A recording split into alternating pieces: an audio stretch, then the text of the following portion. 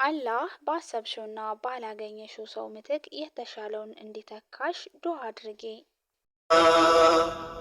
ባህር ማዶ ያለችው ውዲቷን እህቴ ደግነትን ሳስብ ማጠፋው ከፊቴ ሐሳቧን አሳክተህ ሕልሟን ሙላውና አሰላሙ አሌይኩም ወራህመቱላሂ ወበረከቱ። ውድና የተከበራችሁ የሰሙ ዩቱብ ቻናል ተከታታይ ቤተሰቦቼ፣ ውድ ሀገሮች ልጆች፣ ከሀገር ውስጥም ከሀገር ውጭም የምትገኙ ኢትዮጵያውያኖች ሁላችሁንም ሰላም ሰላም ብያለሁ። በያላችሁበት ሀገርና ቦታ የአላሁ ስብሓነሁ ወተዓላ ሰላምና እዝነት ጥበቃ ራህመት ሁሉ አይለያችሁ እያልኩኝ ልባዊ ምኞቴ ነው። ዛሬ ላይ የአላሁ ስብሓነሁ ወተዓላ ፍቃድ ሆኖም ተገናኝተናል። አልሐምዱሊላህ ስንገናኝ እጅግ በጣም ደስ እያለኝ ነው ማለት ነው። ምክንያቱም ከውድ ቻናል ተከታታይ ቤተሰቦች ጋር እጅግ በጣም ደስ የሚልና አሪፍ ጊዜ እንደምናሳልፍ ተስፋ አደርጋለሁ በአላሁ ስብሓነሁ ወተዓላ ፍቃድ ኢንሻአላህ። እንግዲህ ሰሙ ብዙ አስፈላጊ የሆኑ ትምህርቶችን ምክሮችንና ግጥሞችን እያቀረበችልን ትገኛለች።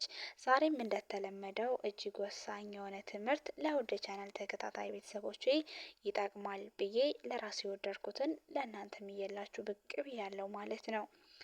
ኢንሻአላህ እንደምትወዱትም አልጠራጠርም።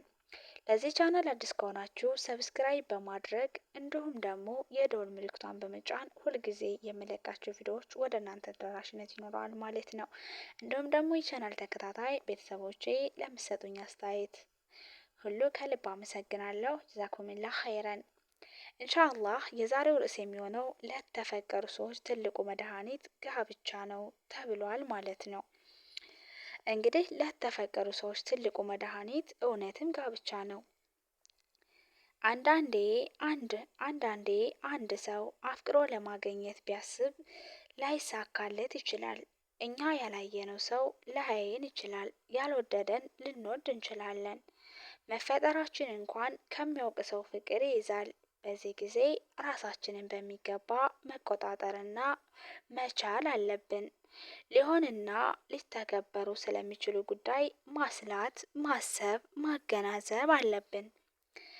ሰው በስሜት ሳይሆን ጊዜን ወስደን መመርመር ይኖርብናል። የሚሆን ከሆነ መሞከር፣ የማይሆን ከሆነ ደግሞ ከዚህ አጣብቂኝ የምንወጣበትን መንገድ መፍትሄ ማፈላለግ ይድለናል ማለት ነው። አንዳንድ ጊዜ ህይወት እንደ ፈረስ ጋሪ ጉዞ ፊት ለፊትና አንድ ብቻ ትሆንብናለች። እይታችን በአንድ ሰው ብቻ ላይ እናደርጋለን። ወሬያችን ስለ አንድ ሰው ብቻና ብቻ ይሆናል። ከዛ ሰው ውጭ ዓለም ላይ ሰው ያለ አይመስለንም። የዚህ አይነት አመለካከት መቀየር አለበት። አስበን ያላገኘነውን ሰው ያጣነው ለበጎ እንደሆነ ማሰብ አለብን። ግን ይህንን የምናስበው ከስንት አንደኞቻችን ነን? እስኪ ራሳችንን እንፈትሸው። ራስሽን ፈትሽው እህቴ፣ አንተም ራስህን ፈትሸው ወንድሜ። ማንኛውም ሰው ጧት ላይ ከተጻፈለት ሲሳይ ጋር ነው የሚኖረው። ፍቅር፣ ትዳርም ሲሳይ ናቸው። ሞክረን ነገሮች ካልተሳኩልን የአላህ ውሳኔ በጸጋ ስንቀበል ከዚያም አልሐምዱሊላ ስንል ተከትሎ የሚመጣው ነገር ሁሉ ቀላል ይሆናል። እህት አለሜ፣ ህይወት ሁሉ አንድ አይደለችምና እንደ ዙለይካ የሱፍን ብቻ አትበይ። ዘወትር ስለወደድሽው ሰው አታስቢ። ያለ እድሜሽ ታረጃለሽና ያለ በሽታ ትወድቂያለሽና የሰው መሳቂያም ትሆኛለሽ። ያሰብሽው ጉዳይ ካልተሳካ ሐዘን አታብዢ። አላህ የወደደውን እንድትወጂ እንዳያደርግሽ፣ ጥሩና በጎ ያለውን እሱ ራሱ እንዲመርጥልሽ፣ እሱ በወደደው ቦታ እንዳስቀምጥሽ እና እንዳኖርሽ በዱዓ ችክ ብለሽ በርቺ። አላህ ባሰብሽውና ባላገኘሽው ሰው ምትክ የተሻለውን ላንቺ የሚበጀውን እንዲተካልሽ ዱዓ አድርጊ። ራሳችንን ካልተቆጣጠርን የፍቅር ነገር በጣም ከባድ ነው እና ስለዚህ ብዙ ጊዜ የሚከሰተው በመቀራረብ ነው። ከአጉል አቀራረብ መጠንቀቅ ይኖርብናል። የእስልምና አስተምህሮና ስርዓት ልንተገብረውም ይገባል ማለት ነው ውዶችዬ። እውነተኛ የጠራ ፍቅር፣ እውነተኛ የጠራ ፍቅር ማለትስ ምን ማለት ነው? እውነተኛ የጠራ ፍቅር ማለት አንዲትን ሴት እንዴ የትዳር አጋር አድርገህ መውደድና መመኘት ነው። ነገር ግን ከእርሷ ጋር ምንም አይነት ንክኪ፣ ቀጠሮ ወይም ደግሞ ቀጥተኛ የሆነ ወሬ ሳይኖርህ ማለት ነው። ልብ በል እዚህ ጋር ይልቅስ በየሌሊቱ አልፎ ተርፎ በእያንዳንዷ ጊዜያት ማለት ነው ሱጁድህ በግንባርህ እየተደፋ አላህን በምትለምንበት ወቅት ስለ እሷ ለአላህ ታወጋለህ። ነገሮች እንዲሳኩና እንዲረዳህ ትማጸነዋለህ። ምክንያቱም እርሷ በእርግጥም ሐላል በእስልምና የተፈቀደ ትዳር እንጂ ሌላ ያገኛትም ማለት ነው።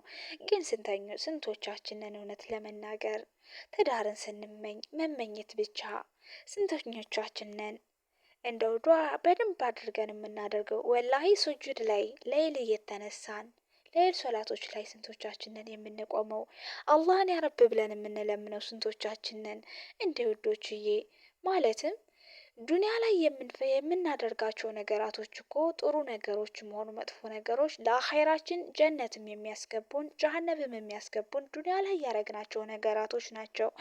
ስለዚህ ጀነትን እንፈልጋለን አይደለ?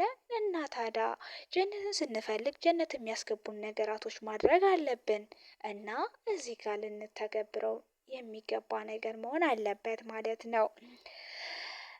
መልካም እንግዲህ ይህንን ካደረክና አላህም በሐላል መንገድ በትዳር ካገናኛችሁ አንተ በሷ ደስተኛ ትሆናለህ፣ እሷም በአንተ ልቧ በደስታ ይሞላል። ምክንያቱም በእውነት ላይ የተመሰረተ ነገር ሁሉ እውነት ነው፣ ብዙ በረከትና ጸጋም አለው። ስለዚህ መከተል የምትፈልገውን የህይወት ጎዳና ለራስ ለይተህ ምረጥ።